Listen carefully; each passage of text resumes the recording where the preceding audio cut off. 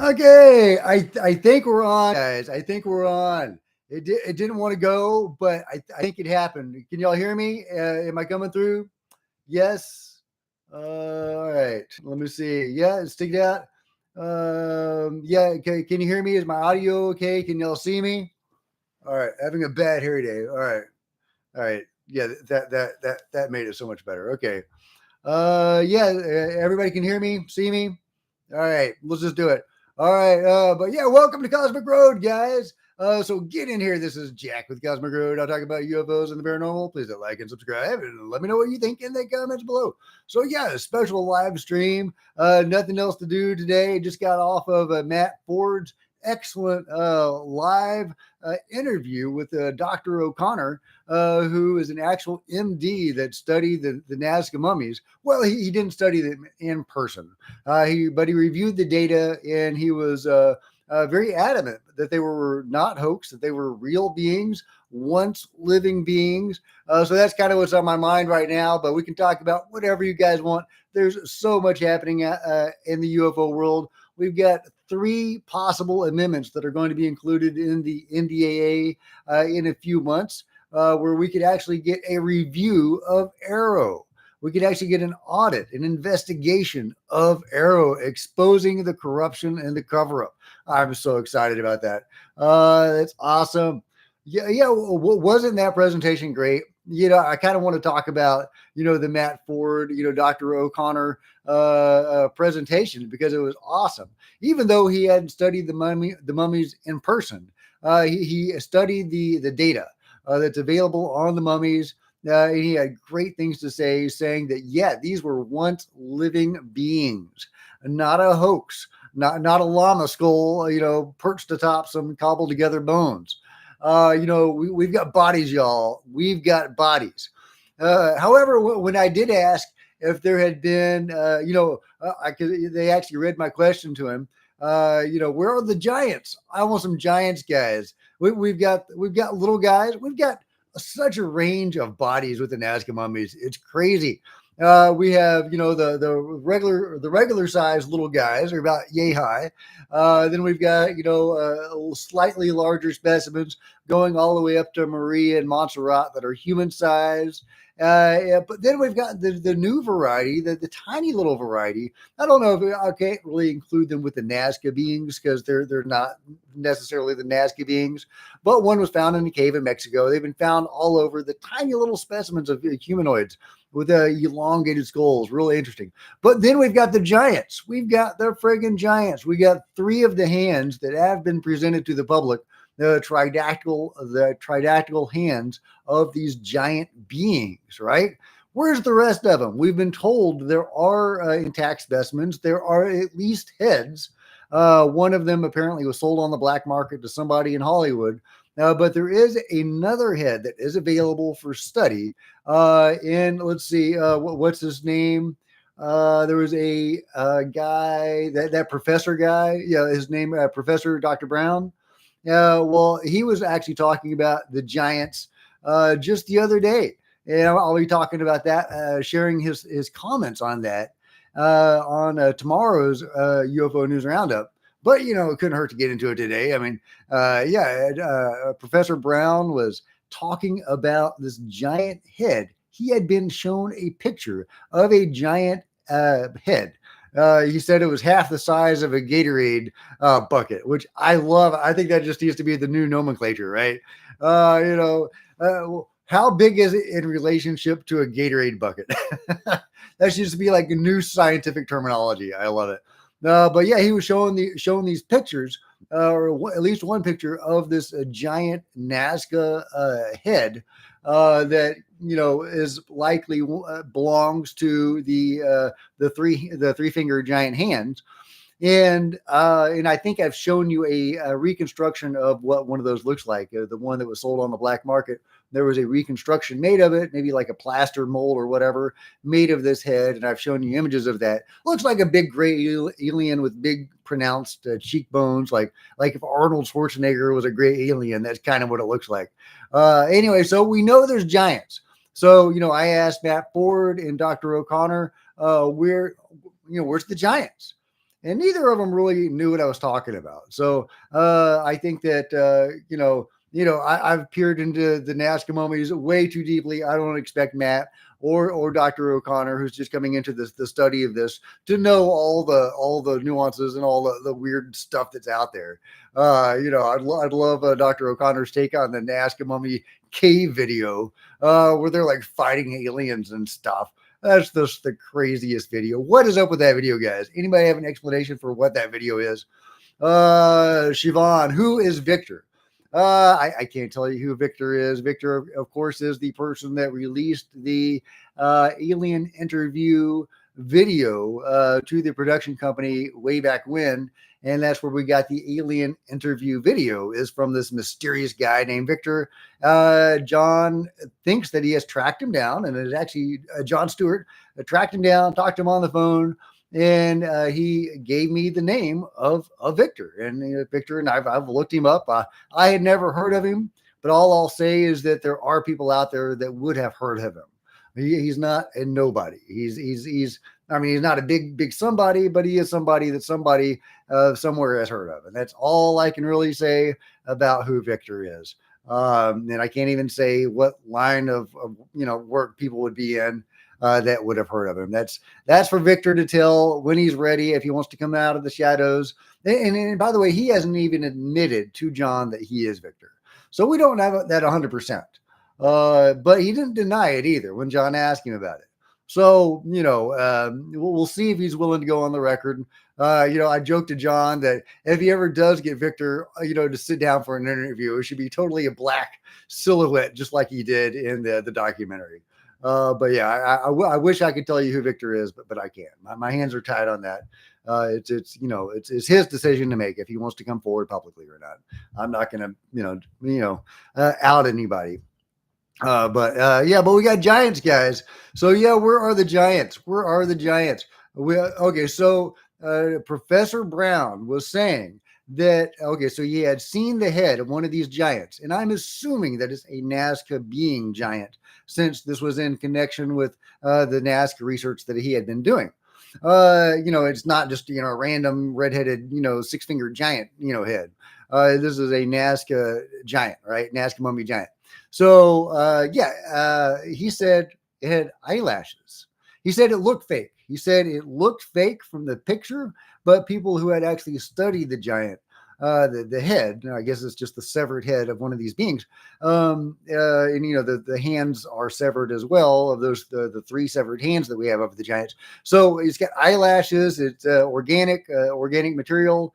The people who have studied it have said that it's real and that it was a once living being, a giant. And I'm talking, this is probably like a 9 foot tall being, a 9 foot tall non-human being.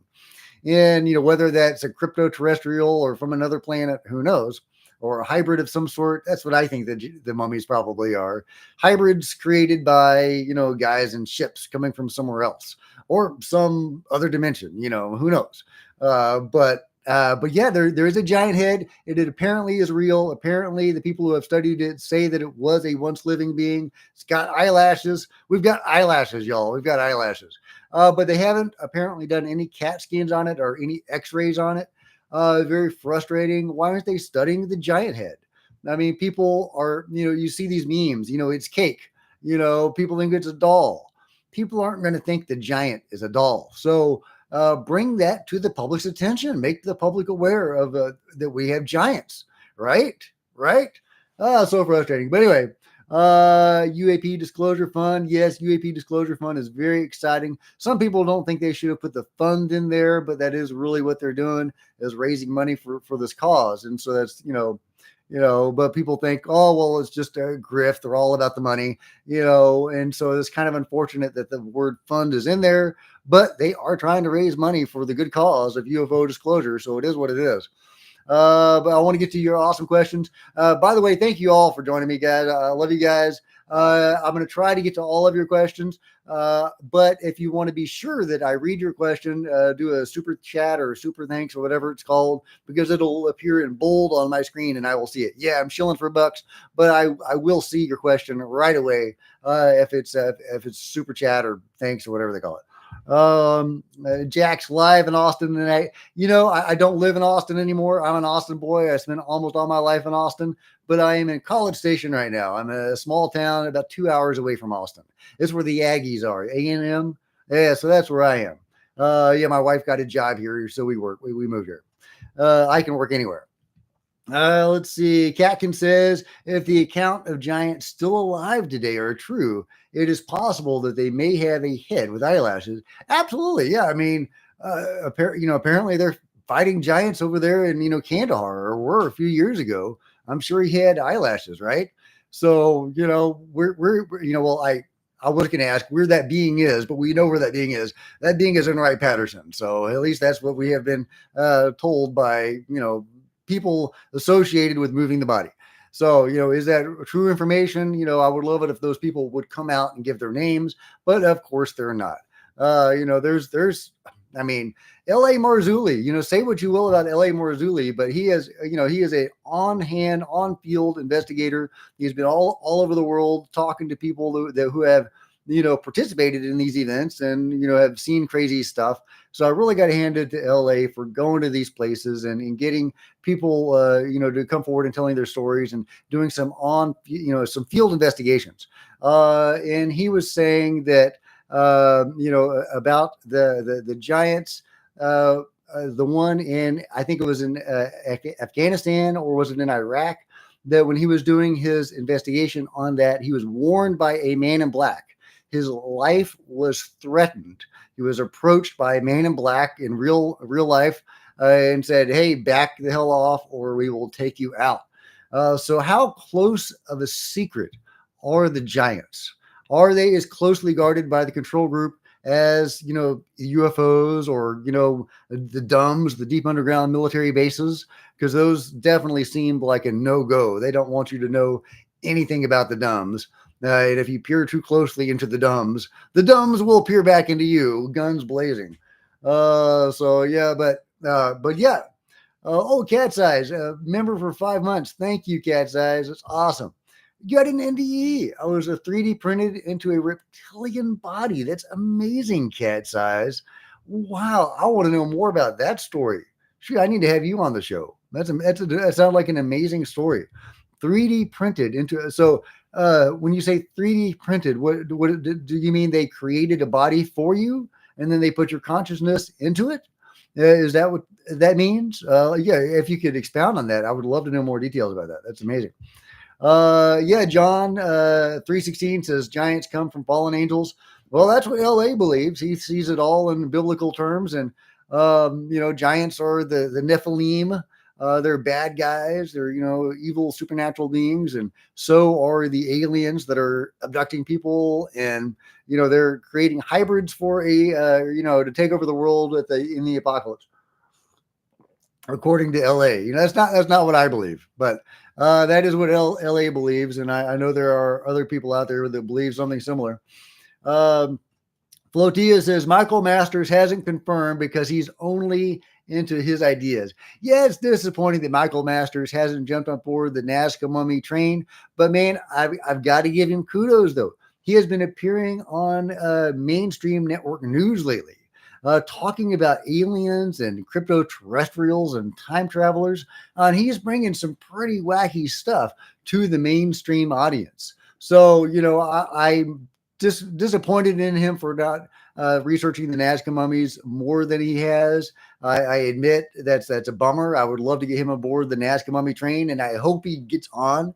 I think there is still room for him to get on, still time for him to get on. And I think he probably will ultimately win more because we're starting to see more American scientists and doctors like Dr. O'Connor, take a look at them, and, Professor Brown. So, yeah. And of course, Dr. Hey, Cat's Eyes. Thank you so much. Okay. She's going to go. Cat's Eyes. It sounds female, but I think okay. I don't want to misgender you, but thank you very much. Cat's Eyes. I appreciate it. I can't wait to see what you have to say on Discord. I don't remember what the hell I was saying, but anyway, yeah. John 316 says 9 foot to 75 foot. Yeah. If there are really 75-foot giants, that's crazy. That's crazy, guys. But I do believe there were at least 9 to 15 foot tall giants. If there were 75-foot giants, I mean, that beggars belief that is obviously there was some, interference if that was the case, I would imagine. I mean, I say that, but dinosaurs were that big, right? Or some of them, but the atmosphere was different back then. The Earth was different back then. I think it allowed for larger creatures than our current atmosphere. So I don't see any rational way that something that big could exist. But hey, what do I know? I wish there were giant experts that we could call, because there were giants, guys, and they have been hidden. Right around, a little bit before the UFO embargo or cover up began, the giant cover up began. And so, I've got to think the two are related, and that the giants may have been created, much like the Nazca beings probably were, by guys in saucers. But let me know what you guys think explains either one. Do you think, how could you hide? And Catkins says, how could you hide a 75-foot giant? Yeah, exactly. If there are any still roaming around, I find that hard to believe. Now, if there are 10 or 15-foot giants still alive today, as the Kandahar giant story seems to indicate, then apparently they live underground. If that story and others like it are true, L.A. Marzulli referenced another similar story also in that part of the world, then they live underground. So, are there a population of man-eating giants living underground? I mean, that sounds like a children's story, guys. It really does. But apparently, this might be a thing. I don't know. Hank Fowler says, do you think there are live mummies in tunnels, or are there non-humans in tunnels? I think there are, guys. I think there's living beings underground. Apparently, the locals in South America have been talking about beings coming and going from caves in the mountains. There's still today, like the Nazca mummy type beings coming and going from caves. So I think that it's very likely there is an ongoing presence. If you look at the little guys, like the Atacama mummy and Alyoshinka in Russia, I'm probably not saying that correctly. Those are recent. The Atacama mummy was just a few decades old. Alyoshinka was alive, was it 15 years ago, 20 years ago? Not that long ago. So the little guys, if those are real examples of non-humans and they're not just deformed, humans, then there are little tiny guys still alive on Earth today. And if the Siberian, thank you so much, Cat's Eyes. I appreciate that. Made LOL. I'm just a funny looking hybrid. Male. Okay. That's what I thought based on the picture. Okay. But, okay. Very good. Very good. I like it. All right. So where was I? Oh, yeah. The Siberian. Okay. So this Siberian being that looks so much like a Nazca mummy, that wasn't very long ago. That was just a few years ago. And there have been analyses done on comparing the Nazca mummies, the little guys, with the Siberian being. And there's like a point by point comparison. It really looks very strongly like that being in Siberia was a Nazca being, which means there are still living Nazca beings on Earth today. I mean, unless it was dropped off by a spaceship, which is totally possible. But, they seem to be coming from underground. There's all these stories about underground beings, and I think that's where they're coming from. Now, maybe they don't live in the giant underground cities, the fantastic underground cities that we've heard about, where the reptilians and the Nordics and the Greys may live. But they may live, very close to us, maybe just one level down from us. I think that's very exciting. Could they be induced to come out publicly, or are they? I mean, if the control group is working with beings, do they know of the Nazca beings, and do they have some sort of relationship with the Nazca beings? I don't get that impression. I think they would have been, clamping down on the story a lot more if that were the case. Mario probably wouldn't be alive to talk to us.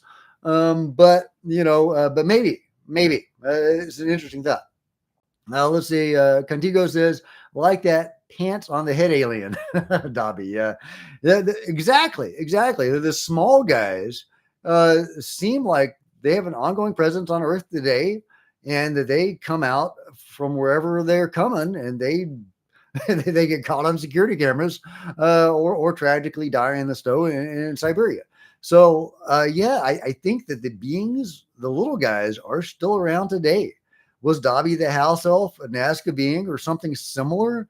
He certainly moved weird. We've heard that the researchers that have looked into Nazca mummies say they articulate strangely. They don't. They wouldn't move like we would, or we do. So Dobby was moving kind of weird, right? So could he have been something similar? Totally possible, guys. Either that or he was a gray alien or something that wandered off from his craft. I don't know. I don't know. Let me know what you guys think about Dobby. But I think that's very likely a legit being. Let's see. John 316 says, nope, it isn't. You just haven't found it yet. I have nothing to prove or teach you. I missed your conversation. I'm sorry, guys. King Bull says giants the size of skyscrapers is complete fairy tales. Yeah, I don't think we're talking skyscrapers. I think we're probably talking 10 to 15 foot tall giants. But there are some people that will say they go up to 75 feet tall, which is pretty damn big.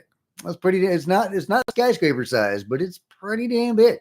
So I don't know if that's true though. I'm not vouching for that information, but I do think the smaller giants, if you will, 8 to 15 foot, 10 to 15, 10 to, I can't talk. Yeah, you know what I'm saying? I think that is a real thing. Tamati Party says, should they arrest David Grush for perjury? Okay, I missed what led up to that. Do you mean to say that he was under oath and that thus unlikely to lie? I agree. Sean Kirkpatrick, the lovely Dr. Sean Kirkpatrick, didn't go under oath saying that this stuff was bunk, right? But David Grush went under oath. Absolutely a great point. Shermanator says, how big you have to be for a full-grown lion on its hind feet to reach chest high, like shown on cylinder seals. I didn't get that. I totally don't know what that conversation is going. I'm way behind on your comments, but I really appreciate your comment. If you want me to make sure that I answer your comment, leave a super chat or a super thanks or whatever they're called, because it will appear on bold on my screen and I will see it. So yeah, if you want to be sure that I get to your question, do that. But I'm going to try to get to as many of your questions as I can. Hank Fowler says, could these beings that live in the tunnels have interbred or interbred? Could explain the oddities. Totally possible. But think about it. So we have distinct species and subspecies of the Nazca beings. I don't think that inbreeding would account for that, but I mean, I'm not an expert on that. But we have different reproductive cycles. We have little guys that are laying eggs. We have Montserrat who would have delivered a live birth. And there are some researchers that think that Maria was self-reproducing, a hermaphroditic self-reproducing being. If that's true, that's I can't count. That's 3 different cycles or 3 different modes of reproduction. We have different sizes. We have different modes of reproduction. I mean, these are like distinct subspecies. It's crazy. There's some sort of gray alien mad scientist thousands of years ago that was just creating hybrids. I don't know. I mean, I can't explain it. We got the little guys, the 2 specimens that have like wings on the back, like wing-like structures. We don't know what those appendages were. They weren't arms or legs. They were coming off the back. We don't know what they were, but could they have been wings? Just so much craziness with the Nazca mummies. I love it. I wish I understood it, but I do love the mystery of it too. Dave R says giants would not necessarily have been born and lived on Earth and could just be very massive ET visitors. Very good point. We don't know anything about the giants. I don't. Finding good, solid information on the giants is very difficult. You can find so many experiencer accounts of ETs. You can find so many experiencer accounts of near-death experiences. People who have died, been to the other side, and come back. But you can find very few giant experiencers, even though they seem to have been a thing back in the day. There are Native American legends of them. We probably have more of those than anything else. And we apparently in the Middle East we would have the villagers leaving food out for these beings. Was that a sacrifice or an offering to prevent the beings, the giants, from attacking the village? Something like that, or maybe they were guardians of the village. How did the villagers interpret the giant? What did they think of the giant, of the Kandahar giant, for example? I would love to know what the local lore is in those parts of the world on the giants that are still alive. There's a population of giants over there still alive today, apparently, unless the Kandahar giant was the last one, and I doubt that. So they probably know some stuff about the giants. I would love to be able to ask those villagers, what is their mythology? How do they think of the giants? Because if there are living giants in the Middle East right now, those people are interacting with them. They may be our best shot at getting information about the giants. But yeah, if you guys know of experiencer accounts, in English or, translated in any language, let me know, because I want to know about the giants. And here we're talking about the humanoid giants, you typically depicted as red-haired, six-fingered, not the Nazca giants, which are different, which are the non-human variety with, three fingers. Although we have heard rumors that there are larger ones, and I've shared those rumors with you. Who knows? Who knows? We'll see. We'll see when we see. They have not even released a picture of the giant head yet. I've shown you a few that were like under the radar pictures, so we'll see if they release an official picture. Mask Ufologist Show says the minerals of their bones would have to be made completely different than the minerals in our bones to get any gigantism beyond 9 or so feet. Yeah, exactly. Yeah. So I don't understand the tales of the 75-foot giants. I mean, if that's a thing, and I'm not saying it is, but if that's a thing, then they are constructed very anomalously, I would say. I don't see how you can get that naturally. They're not an offshoot of the hominid tree line. It's so yeah, I don't know what's going on, if that's a real thing. And I don't even know. I mean, how would you get 15? If you had a race of giants that were an offshoot of, of us, why are they being covered up? Why is that whole phenomenon, the giant phenomenon, being covered up like it is? The Smithsonian destroying the bodies, hiding the bodies, lying about it. And the Smithsonian, by the way, Smithsonian is not FOIA-able. Isn't that interesting? They made the Smithsonian, I can't say that word, so that it's not FOIA-able. That's a little suspicious. All right, I want to catch you up on your comment. Contigo says witnesses getting murdered. Yeah, the control group will take people out. It is very frustrating. It is very scary. Scary stuff.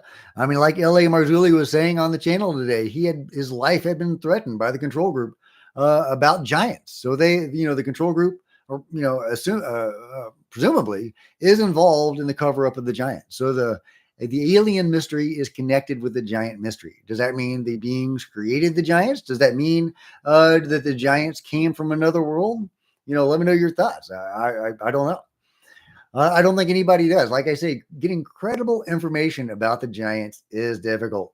Shermanator Osborne says, I think the little ones are going to be just as mighty as all the others, including us.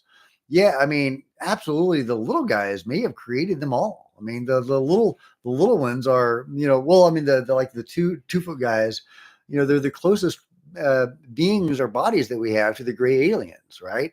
And I see a lot of I think that the implants in the Nazca beings indicate that there is a connection between those beings and the race that is abducting humans that puts implants in humans. So we have this connective cultural tissue or technological tissue connecting those two things. So I absolutely think that I don't know if the abductor race or races is responsible for creating the Nazca mummies, or if the little guys might be the abducting, the gray aliens. Who knows, guys? Who knows? But fascinating food for thought. Let me know your thoughts on that. Let's see. Rusty Gunnert says, I'll PM Jack. Okay, I look forward to that, Rusty. I missed what it was all about, but I look forward to that. He said, yeah, he says, hey, Catkins, Catkins. I missed what you guys are talking about. But Ian Watts says, has anyone noticed the eyes of an ocean turtle? The shape is like the great aliens. Okay, I'll have to look that up, Ian. I'll have to look that up. Big Dog says, which mummy is most interesting? Montserrat. Montserrat's really interesting. I mean, okay, so she's like closely, I mean, you would think that she was more closely related to us, the mammals, right? She would have given a live birth. You know, beautiful elongated head, golden disc right in her third eye, you know, other implants in her body, you know, just a fascinating, fascinating specimen. So yeah, absolutely. Montserrat is super fascinating. Maybe my favorite. Maybe my favorite. Maria's been around longer. Got an emotional attachment to Maria. And if Maria turns out to be self-reproducing, that is really interesting. Really interesting. You know, details that have emerged about Maria. She had no navel. Of course, I don't know why any of them would have had a navel except for Montserrat. You know, more mammalian. You know, if they're the little guys are laying eggs, I don't know why they would have a navel, but apparently Maria has no navel or no nipples. So, you know, definitely not mammalian in that way, even though some of Maria's DNA has been said to be, you know, ape-like or, you know, even human-like. But I think that we need better DNA done. You know, my wife is a geneticist. She's looked at the DNA, taken the DNA to, you know, the results that were available to one of her friends that is an expert in gene sequencing. And they looked at the results together and they both think that the proper protocols weren't followed. And that with DNA analysis, you can kind of just get any result you want if you're not following the proper protocols. So it's really important to go to a first-class lab that's following the best possible protocols so that we can get the most reliable, you know, genetic information about Maria and all the others. So, you know, but if she does turn out to be related to humans or a hybrid of, you know, ape and, you know, reptilian and bird, whatever, I mean, that's super fascinating. So, and if she was hermaphroditic as well, so they're all super fascinating. The little guys, the little guys are iconic, right? The little guys are iconic. You know, this guy right here. Thank you, Tridactyls, for hooking me up with this awesome Nazca Mummy replica head. I love it. The Twitter channel Tridactyls, trying to get people to take his research and thought seriously on the Nazca beings. In ancient civilizations, he has this idea of the constant companion theory, where, you know, the Nazca beings and similar beings made a, you know, a big impact on humanity, and you can see reverberations of that impact throughout a lot of our, you know, motives, cultural artwork, and stuff like that throughout the world. And so, yeah, it's a very intriguing theory. I don't know how much impact they had, so I didn't participate in that contest. You know, we need more information, but absolutely they were interacting with the humans of the time, at least for 1,000 years, even though they go back much further than that. We know for a fact because of the storage of the bodies that they were, you know, at least interacting with the humans of the Nazca region for 1,000 years. You know, it was humans that were mummifying them. So, you know, yeah, it's just super fascinating. But yeah, Tridactyls could absolutely be right. And these little guys could have, yeah, he's a drunk mummy. Okay, yeah. So yeah, they could totally have had a massive global impact. It's a fascinating theory. So yeah, you should go check out his Twitter channel. And yeah, thanks again, Tridactyls. I love my Nazca mummy head. Cypher says, I wouldn't entertain anything Doty says as being truthful. Yeah, Doty's tricky. I mean, I don't know. I don't know anything about Doty. Yeah. I mean, I used to think that it was all bunk, but I don't know. Has he turned a new leaf? Has he become a, you know, J. Allen Hynek, you know, who was a debunker and, you know, then turned a leaf and became an advocate for UFO disclosure and transparency? You know, could Doty have been a disinformation agent that became an advocate for the truth? I mean, it's possible. It's possible. Yeah. I don't know. King Bull says, I think the mummies are another species of humanoids that evolved from a different family tree that lived alongside us. They possibly could have been a lost ancient civilization that's been covered up. Yeah, good thought. Good thought. Rock Bale says, if a UFO can be relatively small to the observer, but the inside, as was reported, humongous in comparison, what's to say inner Earth isn't the same? Ooh, that's a fascinating thought. I like that, Rock. Is it Rock? Rach? Is it Rach? Like Rachel? But yeah, a fascinating thought. I love that. The idea that, if it's bigger on the inside than the outside, does that relate to the Earth as well? Right? I think that's a fascinating theory. And if the moon, many people think the moon is a spaceship. If the moon is a spaceship, maybe it's bigger on the inside than the outside as well. You never know, guys. You never know. I love it. And the truth could absolutely be that strange, or even stranger. Totally possible. Dave R says the 70-foot giants could be an ET race in and of themselves. And so we shouldn't assume they developed by our measures. Their home planet could be much larger than ours, and they adapted differently. Excellent point, Dave. And, it makes sense that they might have had to come from somewhere else if they evolved naturally. Either they were created here, unnaturally by somebody, or they evolved naturally somewhere else. Good point. For them, it makes sense that their ship would be, bigger on the inside. A giant mothership. Can you imagine the mothership of the giants if it weren't smaller on the outside? Man, that would be a big ship. That would be a big ship. Maybe that's why the moon is so big. But no, it's a good point. It's a good point. I would love more information about the giants. Getting credible information about them is very challenging. Very challenging. Contigo says the moon is not a spaceship. That's like flat earthers. Well, I mean, you say that, but there's some weird anomalies around the moon. If you study it, the moon is weird. The moon is weird, guys. Even AJ from the Y Files, who's actually kind of a skeptic about most things, says, he's come around to believing the moon is probably anomalous. So, it's, if you study it, you might find that it's not like the flat earth theory. It's there is something up with the moon. There is something up with the moon. I don't know. I don't know what it is. I'm not saying it's a spaceship, but it's, it's interesting. It's very interesting. Disarray says, Jack, do you have an email or a place that I can send you some documents? Okay, well, first of all, don't send me anything classified. I don't want to end up like L.A. Marzulli and get cornered by Man in Black. I've been one layer removed from the Men in Black when my UFO group was investigating the local cattle mutilations, and we were informed by our MUFON higher-ups that we would be rounded up by the FBI if we continued investigating the cattle mutilations. So that's as close to the Men in Black as I ever want to get. So don't send me anything classified at Disarray. But yes, my email is I forgot my email. Mystery Road Channel, all lowercase, Mystery Road Channel at gmail.com. So but again, nothing classified.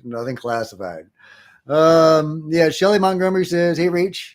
Is it Rach? Am I saying, is it Rach? Is that Rach? I Changer. I can't see your name, man. The moon is artificial, in my opinion. Yeah, the moon is weird, guys. The moon is really weird. Contigo says, stay safe, Jack. Well, thank you. I appreciate that. Let's see. A Chinger. That's a fun name, but I can't say it. I'm not going to get it.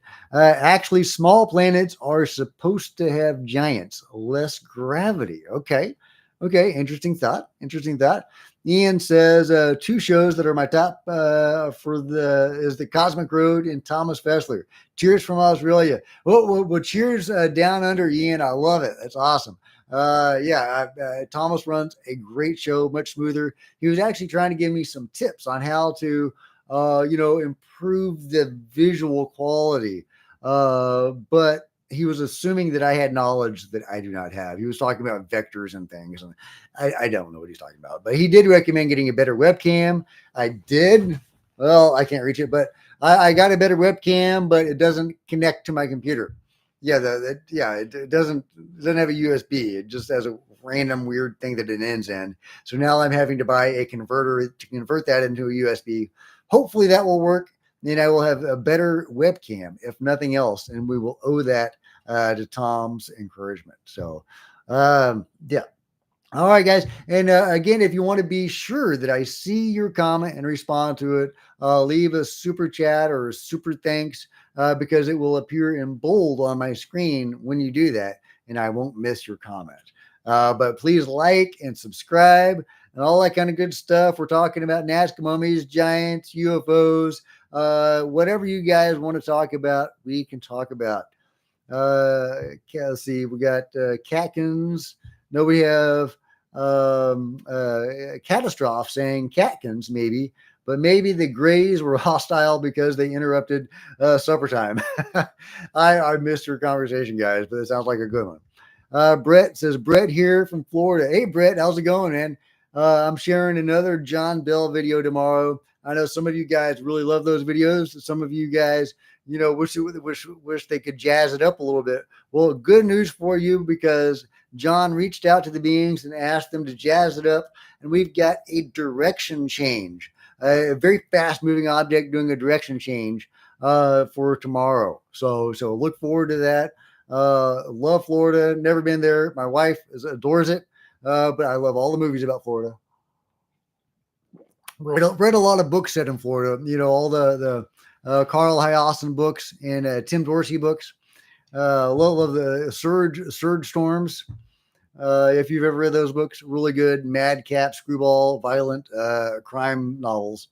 Good stuff. Good stuff. Let's see. Contigo says there was talk in Mexico of showing a crowd. Yes, there was.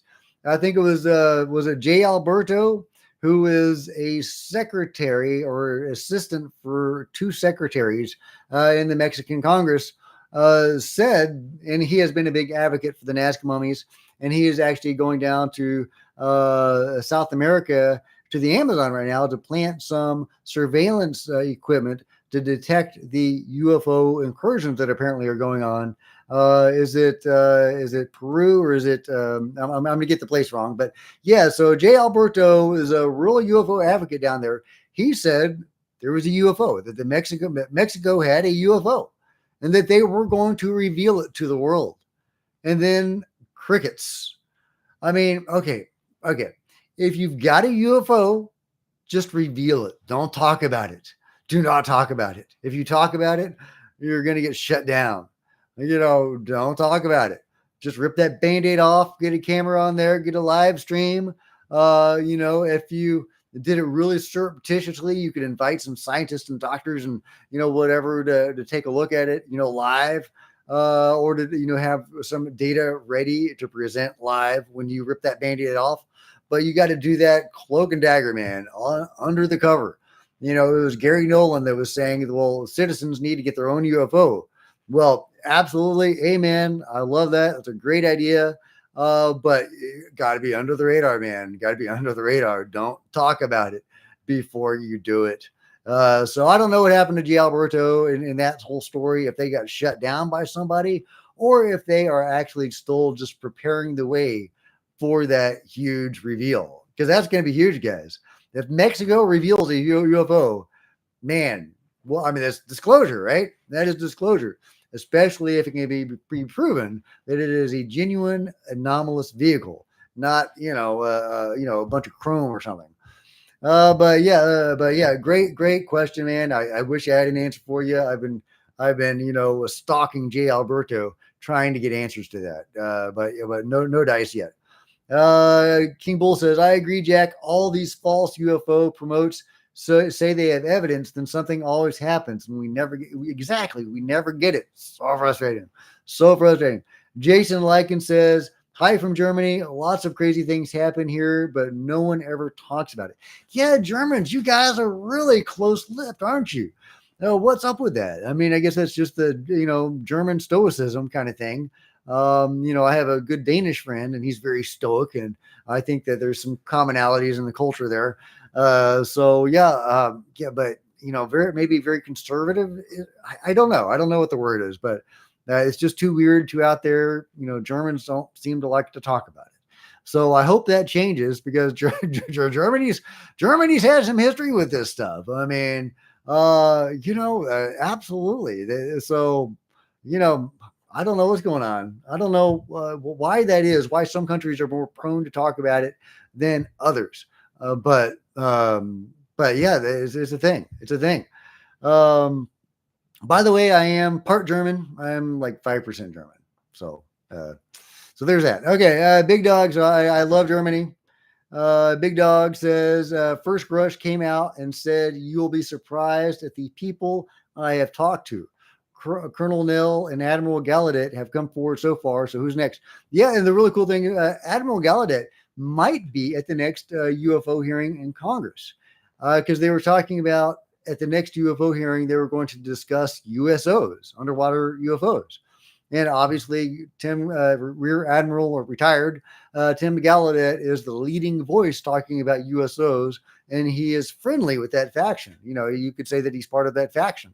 So absolutely, I would not be surprised at all if Tim Gallaudet was at the next UFO hearing. I hope he is.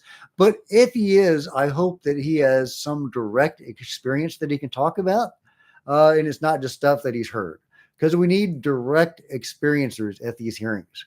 This is a UFO disclosure, but it can't be he said, she said, or somebody at the coffee cooler or the water cooler. You don't cool coffee.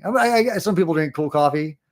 They're wrong, but anyway, it can't be a water cooler. I heard over the water cooler situation. It's got to be direct evidence. Jason Sands is legit. Contigo says, I don't know about Jason Sands. But there's, when I listen to him, he seems very genuine. And when he brings up crazy stuff like, 20 and back, he doesn't want to talk about it. He's not like, just making up a bunch of wild stories to get attention. He genuinely, he seems very genuine, and he doesn't want to talk about certain things. So that makes me think those things are probably legit. So hey, Jumbles joined the chat. Nice. He says, hey, okay, next month is second annual Cosmic Road Appreciation Day. 7-Eleven. Okay, all right, guys. Put it on your calendars. 7-Eleven is Cosmic Road Appreciation Day. According to Chumbles, this is the second annual Cosmic Road Appreciation Day. I love it. Thank you, Chumbles. Katkin says, I do cool coffee, Jack. I'm just teasing. I love a good Frappuccino as much as anybody. I am in Texas, and Texas gets hot, but I am predominantly a hot coffee man. But Crack says, can you tell us about your experience with MUFON? I got into this from the 60-minute episode. I hear MUFON, and I'm thinking they haven't had any presence during all this hoopla. Yeah, MUFON hadn't been super vocal lately, have they? So, my UFO group was a chapter of MUFON, and we broke away from MUFON because there was some friction we were having with the people that are running the state, the Texas MUFON, the higher ups in MUFON we were having friction with. And, they were telling us things like, well, first of all, back off from the cattle mutilation, investigation. We didn't appreciate that. Although it was unclear if they were, because when they told us back off or the FBI will round you up, that's coming from the people above us in MUFON. So it was unclear if it was coming from them or if the FBI had actually been in touch with them and told them to back off. So that rubbed a lot of people the wrong way, whether they were, going along with what the FBI said or not. If they were, I sympathize. Nobody wants to get rounded up by the FBI, but kind of, tell us what's going on.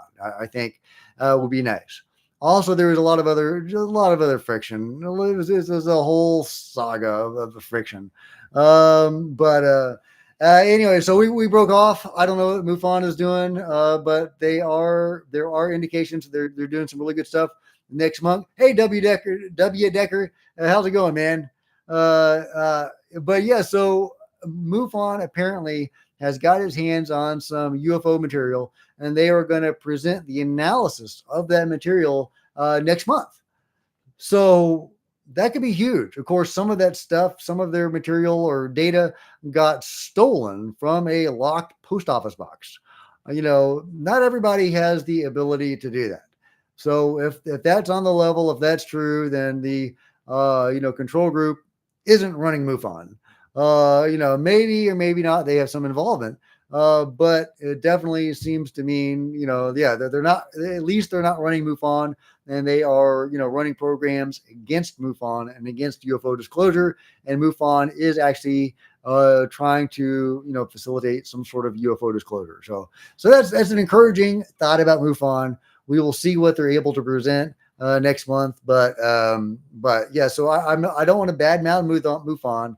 We just had some bad experiences with the people running the Texas MUFON. Shelley Montgomery says, Decker, Gutsy, my friend, how are you? Maybe I misread that. Craig says, are you ever coming to the UK, Jack?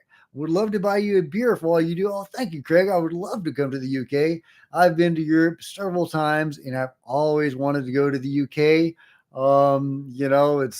It hadn't happened. It hadn't happened. I've only gone to Europe once for fun. And we went to, although we've toured around a little bit while we were there, but we weren't there for fun.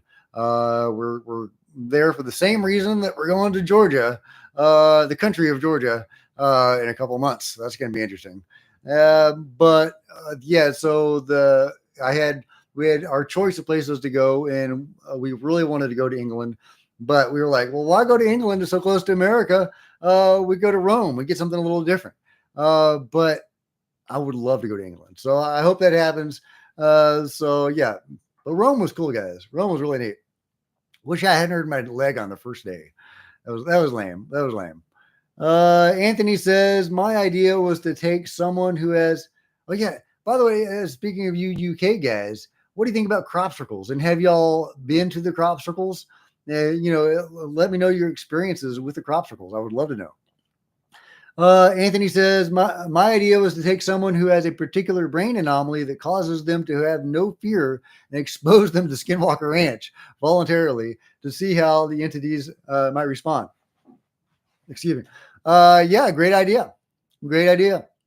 The entities or the beings, the presence at Skinwalker Ranch definitely interacts with people's consciousness. And if you go into it with one frame of mind or one mentality, you may have a certain experience. You go into it with you may have a different mentality. So a different experience. So yeah, that's a good question to experiments with people in different states of mind as they go on the ranch. I think that is a very good experiment to do. Catkin says, hey, Jack, you have some really great people from the Breaking the Silence community here in your chat. Can you say hi to them? Sure, absolutely. They're Breaking the Silence community. Well, thank you, guys. I don't know that term, Breaking the Silence community, but absolutely, let's break the silence. But yeah, if you could let me know more what that means. But absolutely, if a community called Breaking the Silence has joined the chat, thank you very much, guys. I really appreciate it. That's awesome. Let's see. But yeah, let me know what that is. I have to Google that. Let's see. All right. Yeah, okay. So King Bull says, Jack is a good talker and does a great job of covering the latest news. I hope we get more of these live streams. Yeah, me too. I keep on meaning to do this regularly, but I'm a hippy dippy, artsy fartsy idiot, and I can't do anything like regularly. But I'm going to try to get more, more organized. That is something that I am going to try to do. Chumbles incidences, yeah. It's a word. Apparently. Contigo says crop circles are real except the broken stem ones. Yep, good point. Brett says government's doing things that seem anti-human survival. Yes, it's bad. W. Decker says, hey there, Catkins. King Bull says, I've never heard of that community. Yeah, me either. Shelley says, Montgomery. Hi, Alberi. Okay. Brett says, okay, I'm missing some of your stuff. Vinny says, would love to know your thoughts on Whitley Strieber. Well, he lives here in Texas, so I can't say anything too bad about him. No, I like Whitley.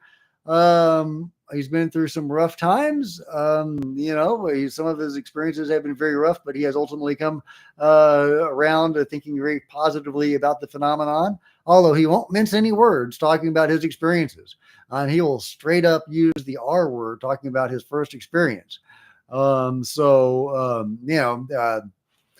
he ultimately has come around to viewing the phenomenon in a very positive light, and he's written several really beautiful books. There was a book that he wrote, one or two books that he wrote, co-wrote with his late wife, which sounds fantastic. But apparently the implant, I think it's in his ear, but it allows him to see stuff in his eye, and it allows him to communicate with his wife, Annie, who has passed on. I don't think that was the original intention of the implant. Because it was put in there long before she passed. But according to Whitley, he's in communication with her today, and they've written books together, and they're beautiful books. I think one of them is called A New World or something like that. It's a beautiful book. I encourage everybody to read it. It's really good stuff. I like Whitley a lot. I'm not. Yeah. So you go Whitley. You go Whitley. Let's see. Rusty says it's a great channel, Breaking the Silence, about contactees. Okay, cool. So Breaking the Silence is a channel about contactees. That's awesome. We need more of that. So that is terrific.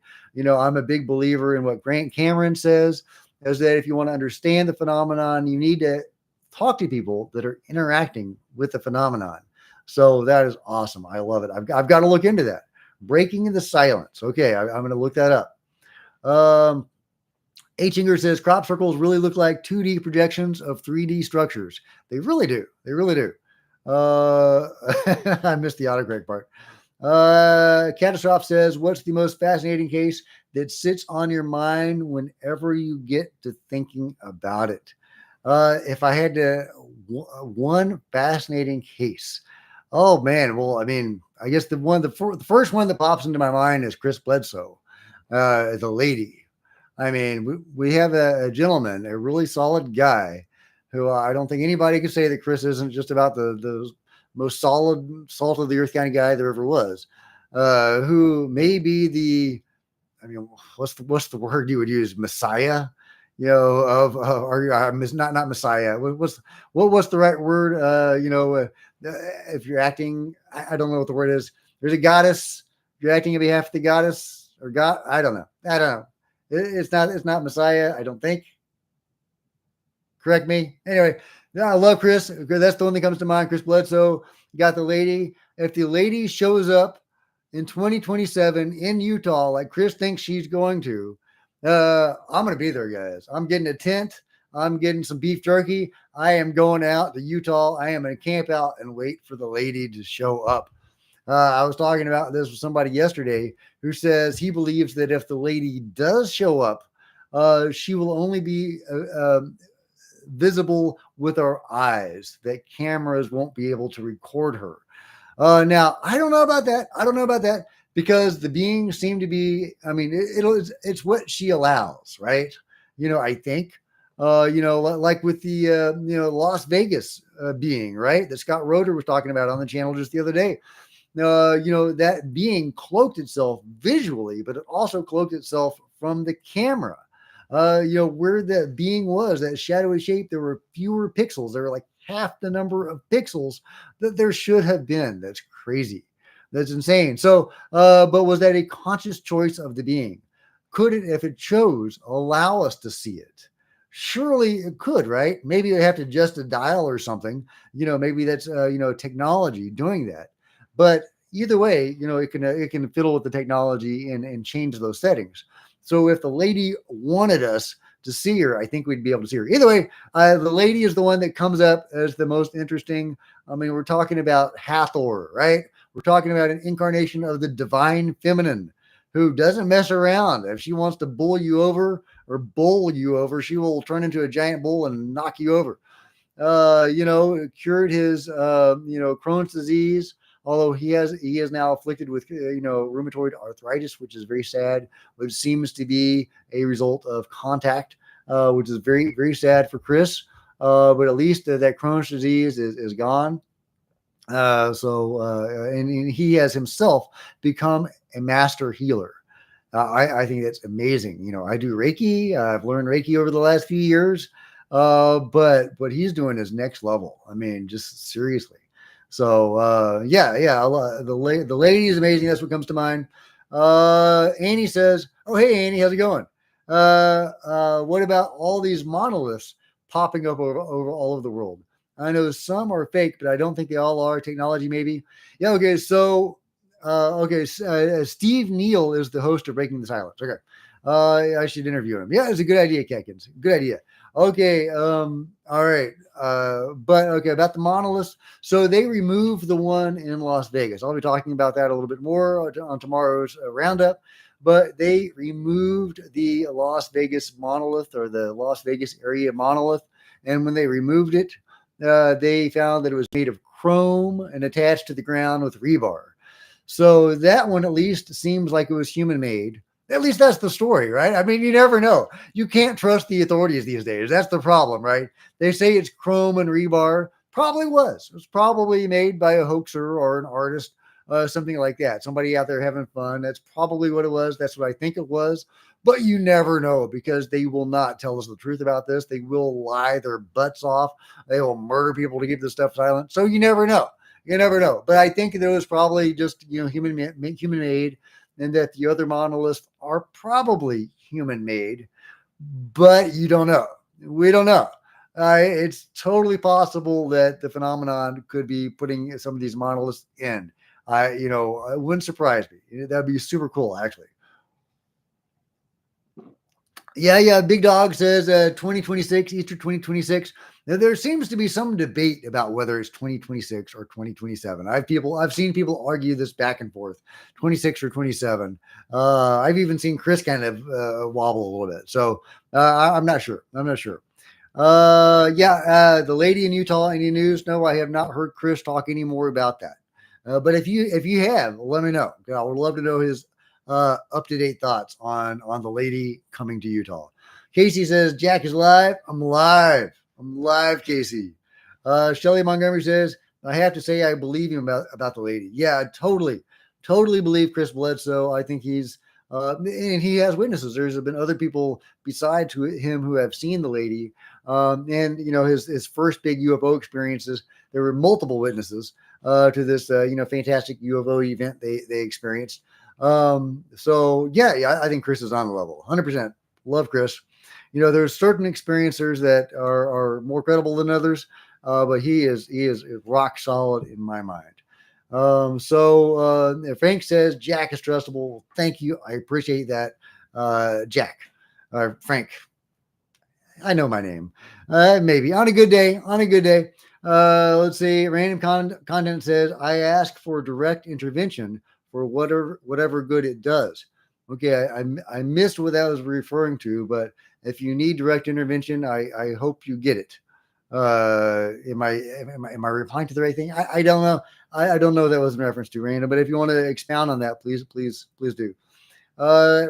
Annie says they don't want the truth out, Jack. They really don't. Rusty says, well done, Catkins. Yeah. Giving us good information about breaking the silence. Good thoughts, or good information. Let's see. MZ says, Jack, do you think Dan Burrish is credible? He seems credible. Yeah, he does. But some of his information is wild. So, I don't know. I mean, there are disinformation agents out there. I mean, I have no doubt of that. So I don't know, but I think he might be legit. Yes, but well, I don't know. Let me know what you think about Dan. Let me know what your thoughts are on Dan. What is the consensus on Dan? Kafali says, Jack, I have a picture of the lady given to me by Bledsoe himself a few years ago. Is that the painting that we've probably all seen? A copy of that painting, or is there?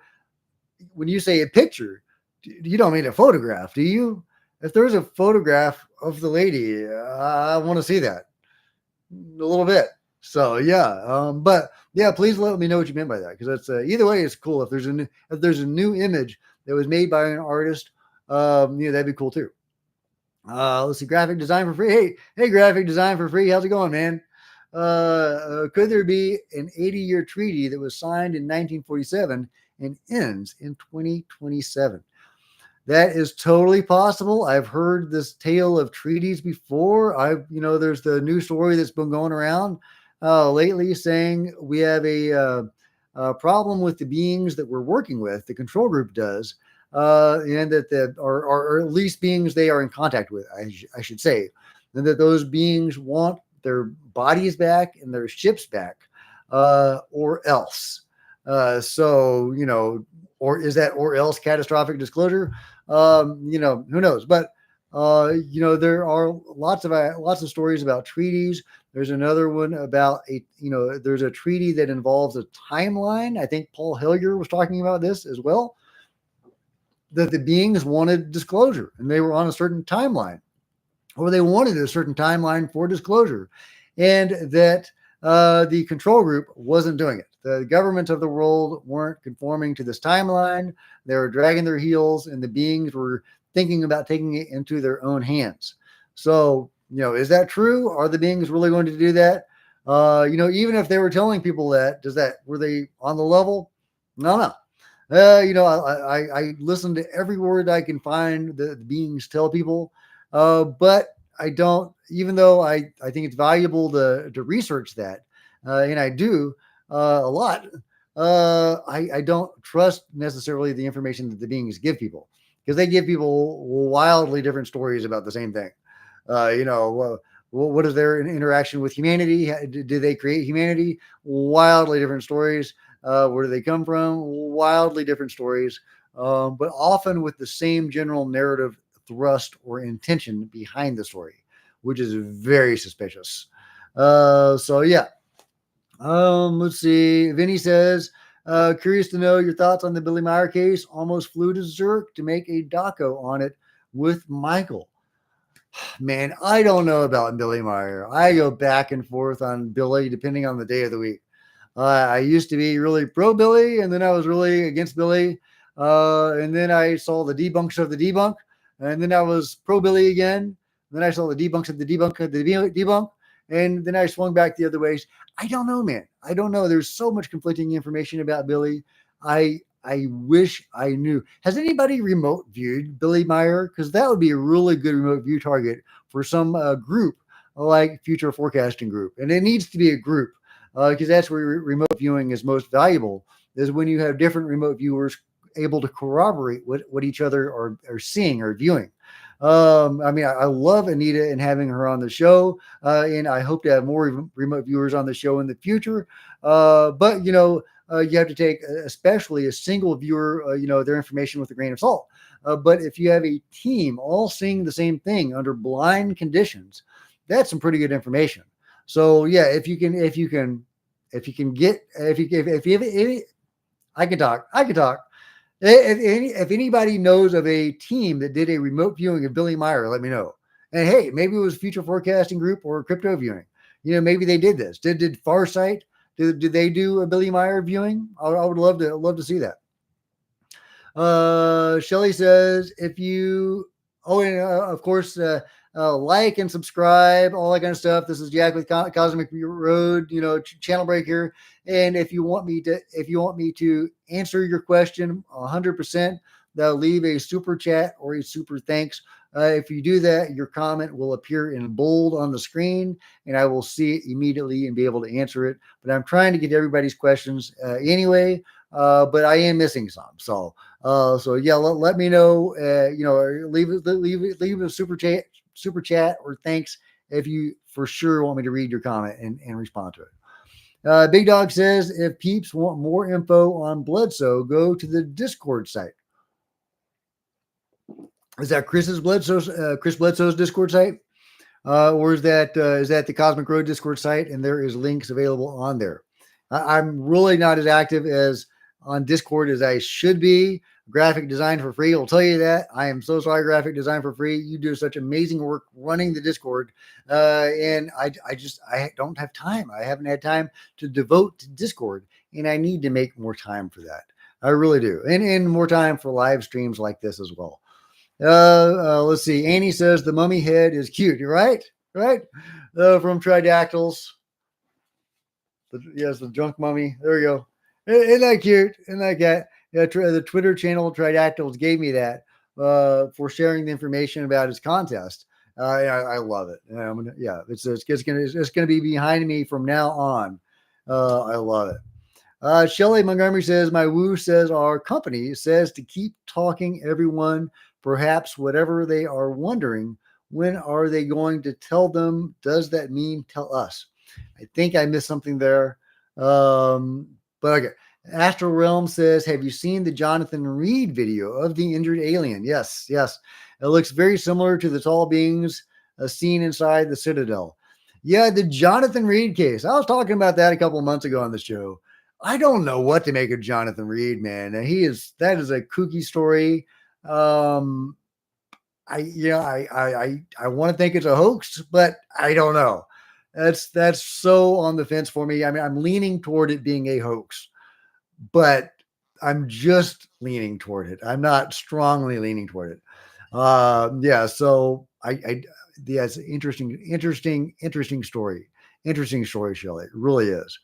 Katigo says not keen on remote viewing.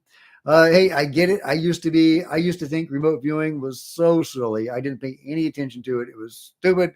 It was woo nonsense. Until I studied it, until I researched it, and saw the corroborations for it and the evidences for it and the proofs of it. And yeah, I mean, it's been proven. But you actually have to find that information. It's not going to just slap you in the face. So it's, but that's, I encourage you to do the research. I understand your skepticism. It wasn't really until, I watch Richard Dolan all the time. I love Richard Dolan, and learning that his wife was a remote viewer, and that, Tracy, who I hope to have on the show someday, as well as Richard. But learning that the solid, nuts and bolts kind of guy, Richard, took, Tracy seriously and her abilities seriously in the field of remote viewing seriously is really what led me to begin my own research into remote viewing. And I did a deep dive into it. And in the end, I was, forced to admit that it was real, which totally changed my worldview. Because, at the time, I was really an atheist, more or less, at that point. Just starting to get, have my own experiences and think that there was more to the world in reality. And, so, I get the skepticism. I can only encourage research. Then he says, Jack, don't know if you saw my comment, but there was another barbell UFO sighting documented by New Zealand Air Force officer Anthony Chatfield in 1974. His whole squadron saw it on the UFO CUSNZ website. Only other case. I don't know if I'm bad with dates and names, I'll be honest. But a New Zealand barbell, I don't know if I saw that. I'll be honest. I don't know if I saw that. The barbell UFOs are really interesting. I think I did talk about the New Zealand one. I don't know. But that's a rare breed. The barbell UFOs are very rare, and that's very interesting. Why are they rare?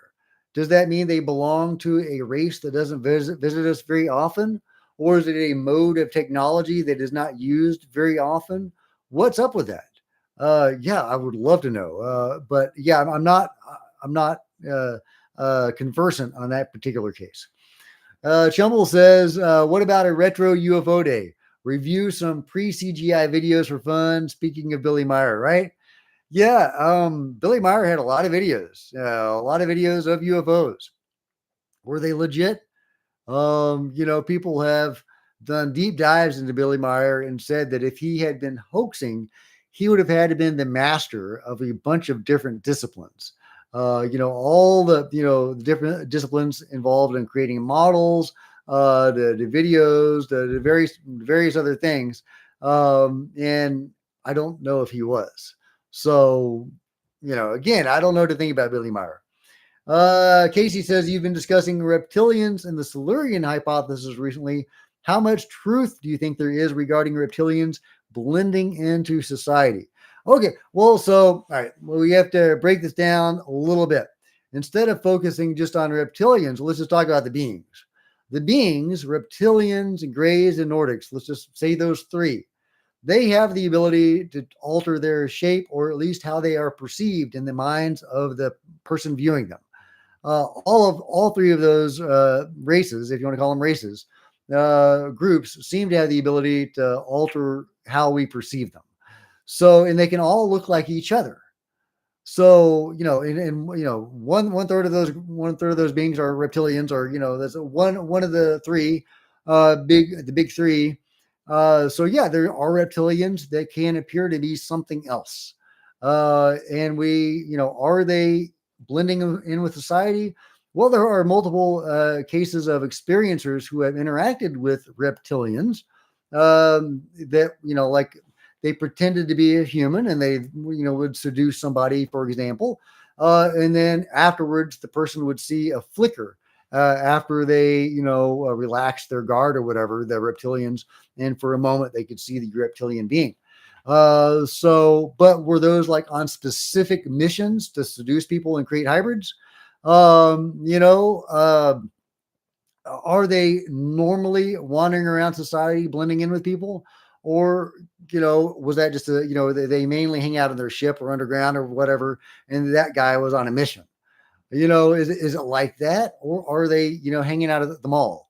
Can you go to the Gap and, brush elbows with the reptilian? I don't know.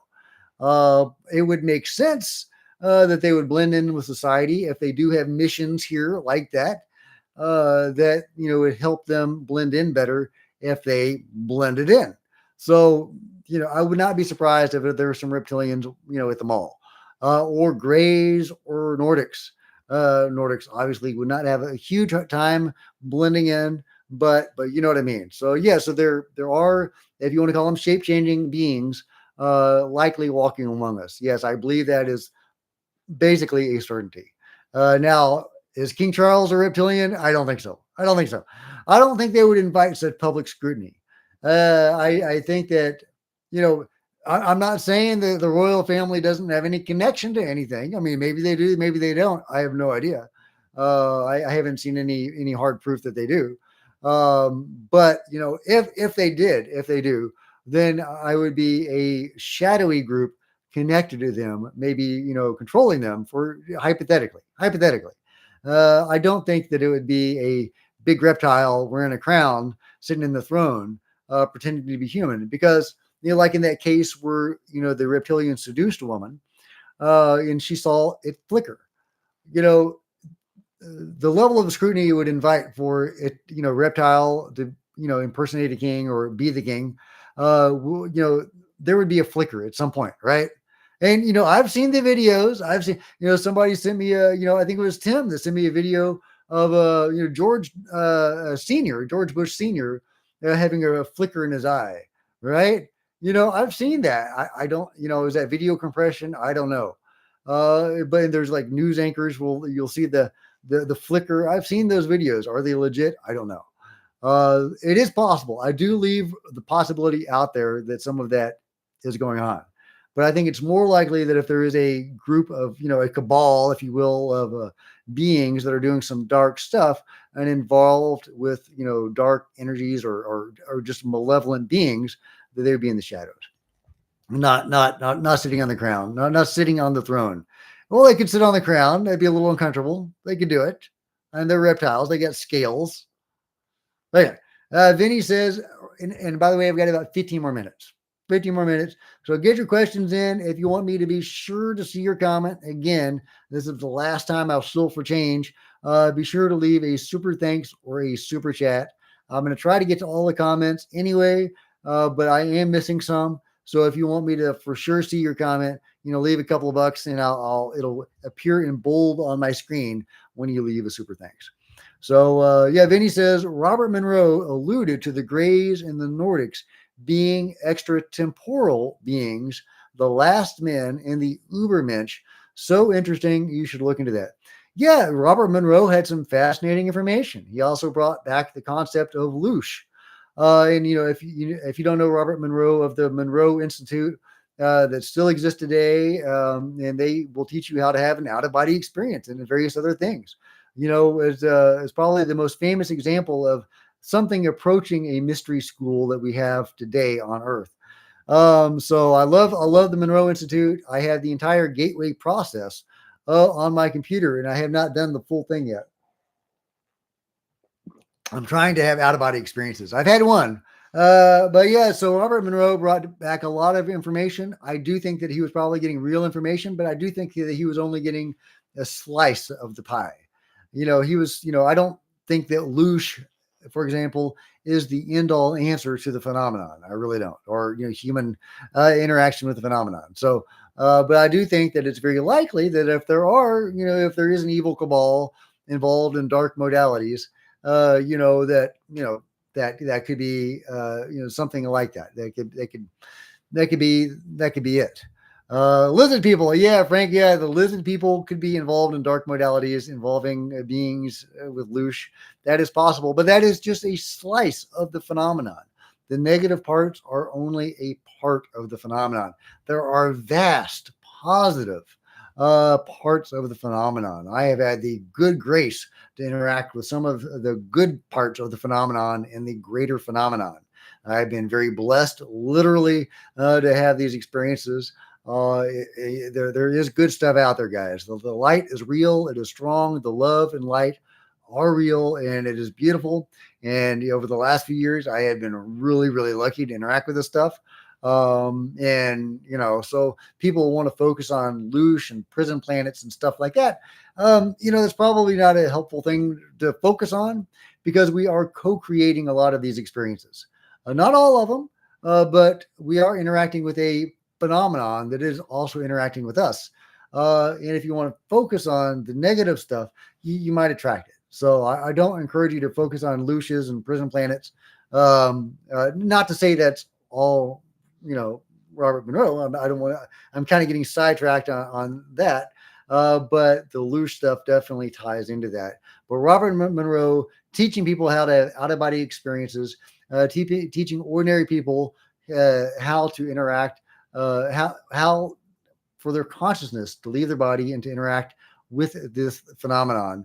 Amazing stuff. He did great work.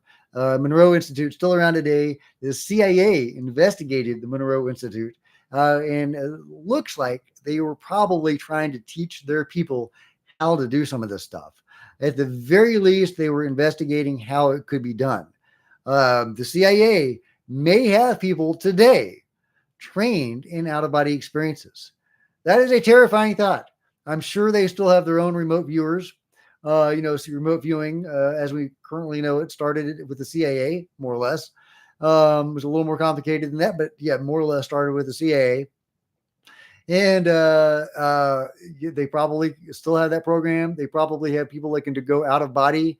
They probably have, the whole, X-Files or X-Men, kind of thing going on. We've heard rumors about them, recruiting young people, recruiting people from, the army that have abilities. They've got people that can do stuff. The CIA has got people that can do stuff. 100%. 100%. Graphic Design for Free says Jesus is the highest form of the phenomenon. Preach, brother, preach. I don't know about the highest. I don't want to make any declarative statements, but I have had my own Jesus experience, and it was amazing. It was amazing, guys. Cat Girl says, Jack, any wisdom to share from your Aya experiences in co-creating and experiences, etc., before my next ketamine treatment for my PTSD? Oh yeah, wow. Well, I've also experimented with K. Not enough to have a K-hole. That's scary. I don't know if I want to have a K-hole, but you can get very, I've only used K with, for ceremonial purposes. But it's some amazing, it's an interesting substance. It really is. But as far as, Aya, yeah, I wish I understood Aya, Mother Aya, ayahuasca. So mysterious, so amazing, so powerful. Sometimes it will kick your butt, but it can also lead to amazing experiences. People, I've had some, more mystical experiences, but I've also had, some really great breakthroughs, like personal breakthroughs. It allows you to go to deep places inside yourself and work on things that you may not even have known you needed to work on or wanted to work on. It's just an amazing thing. I wish I understood Aya a little better. Like, because Mother Aya is often, personified. Mother Aya, grandmother, the lady. That's, not Bledsoe's the lady, but that is, I know a shaman that refers to Mother Aya as the lady. So, is there a spirit? Because they believe that the indigenous culture believes in plant spirits, and Mother Aya is just one of a cosmology of plant spirits. Tobacco, also a plant spirit, especially mapacho, but tobacco in general. So, are there spirits that inhabit these plants or that govern what these plants can do and how they interact with us? Is there a consciousness, guiding Mother Aya? To me, I think there's something. There's some. I don't know what it is, but yeah, it's something.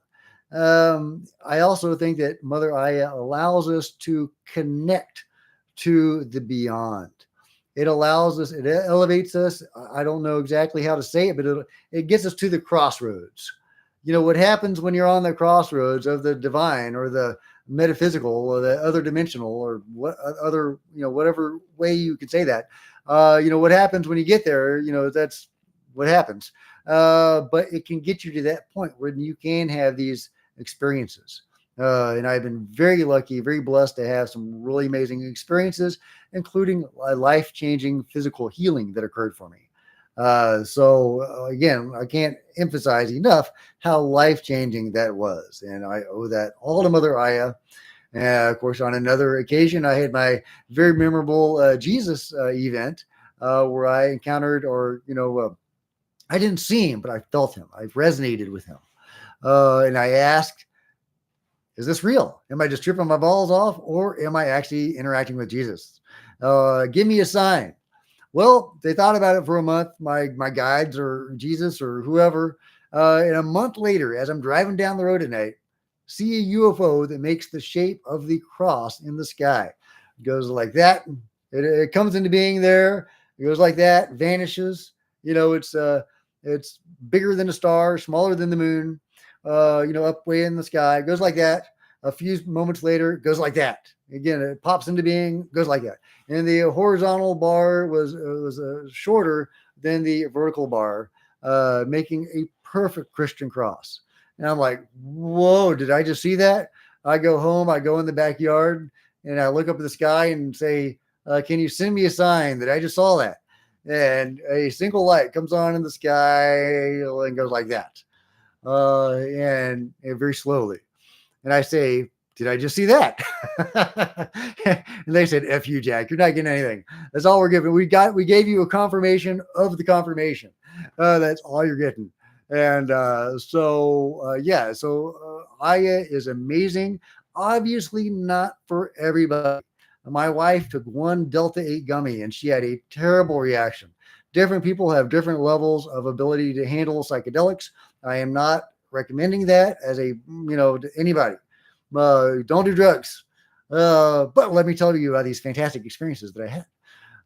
Justin says, the Jack I saw this week asked Jones say something about having people on a hallucinogenic trip to communicate with NHI, just like Michael Herrera was talking about a few weeks ago. I missed what Mike had to say a few weeks ago. I obviously have had him on the channel, and I've heard, him talk about the psionics being given drugs to boost their abilities to allow them to communicate and interact with this technology and to communicate. So I think that's probably what you're talking about, but that was like a dark thing. What you're talking about sounds more like a light thing. An hallucinogenic drip. I assume you're talking about the extended state DMT trips, which I am fascinated by. I've done smoked DMT 3 times. I couldn't get enough to get a breakthrough experience, but I came close on the third time. So I'm going to keep looking into that and trying to find some. It's hard to get, yeah, at least where I am. And but the extended state DMT experiments that they're doing, these studies they're doing, where you can be in the DMT realm interacting with beings like you're talking about for hours. It produces this out of body experience where you go into this place, the DMT realm or realms, and yeah, you can interact with beings. You can have a conversation with a machine elf or Joker being or whatever the fantastic beings that there are there. And so yeah, I think that's amazing. I think that's a real thing. I would be interested in doing that. I think I would like to do a short round of DMT first before I did an extended round of that. Of course, it's it's not like commonly available. It's an IV and everything, but really, really interesting stuff. I can't wait to see where that goes. The extended state DMT trials. I can't wait to see where that goes. All right, I got a couple minutes left, guys. Am I religious, Contigo? No, I've been an atheist all my life until the last few years when I began to experience the metaphysical, and I have had some really cool experiences that back up, like my Kundalini awakening, backed up some of the Hindu religion. At least there is some underlying thing there where they got it. They understood some stuff. They had some genuine knowledge, and I've had the very good fortune to experience part of that. Does that mean the rest of their information is correct? I have no idea. I studied it. It's dense. It's over the top. It's wild. It's hard to penetrate. But at least the Kundalini stuff is real. So I don't know about the rest of the Hindu religion, but that part is real. I interacted with Jesus, or at least that was what somebody was telling me that happened. And so, those are two religions that I've had some interaction with, that there is some underlying spiritual truth to them. Like Jesus was real. I believe Jesus was real. I believe that the vision of Jesus that I resonated with was the vision in the Dolores Cannon books that are, where she is interviewing people, under hypnotic regression that knew Jesus in a past life.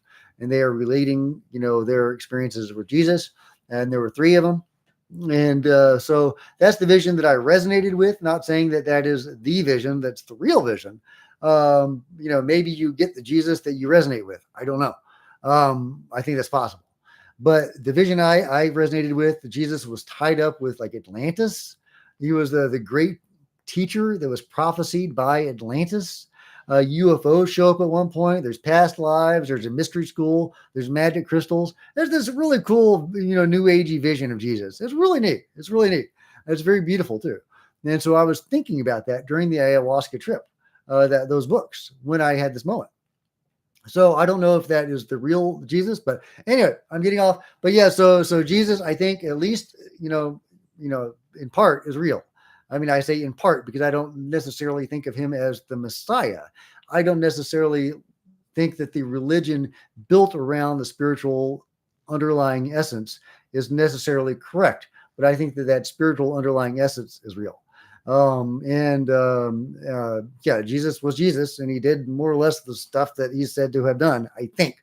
But I think that Buddha was also probably real. I think that as being how he is depicted, the Kundalini stuff is real. Reiki is real. The Chi is real. Ayahuasca is real. It provides a real way to have mystical experiences, although don't go into it thinking that's what's going to happen. People go there to get off drugs or to deal with trauma, to work on stuff. That's probably the best way to go, to approach Mother Aya, is don't go into it looking for the magic, but you might get it. So, but yeah, so I've had experiences with some of the spiritual truth behind different religions. And there's like religions built around these spiritual truths.